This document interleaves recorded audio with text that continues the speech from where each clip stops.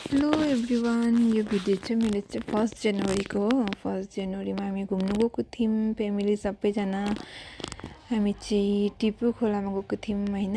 टिपु खोला चाहिँ कहाँ पर्दो रहेछ भन्दा चाहिँ सेन्ट्रल बस्ती साइड पर्दो रहेछ बागडोग्रामा। अनि चाहिँ हामी सबै फ्यामिलीहरू मिलेर चाहिँ घुम्नु जाउँ न भनेर घुम्नु निस्क्यौँ होइन। अनि न्यु इयरको दिनमा घुम्नु निस्किनुपर्छ होइन। फर्स्ट न्यु इयर अब खुसीले मनाऊँ न है, नयाँ सालहरू भनेर चाहिँ घुम्नु निस्क्यौँ। नानीहरू सबै लगेर फ्यामिली सबै थियौँ हामी होइन। हामी चाहिँ फ्यामिली गएको नि त, फ्यामिली सबै गएको थियौँ।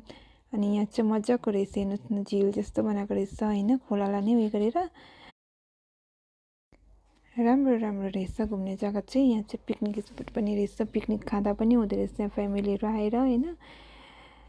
अनि तपाईँले पिकनिक खानेकुरा लिएर आउँदा पनि भइगयो, यहाँनिर पनि तपाईँले पाउनु हुँदो रहेछ, सबै कुरो सबै पाउँदो रहेछ यहाँनिर चाहिँ होइन।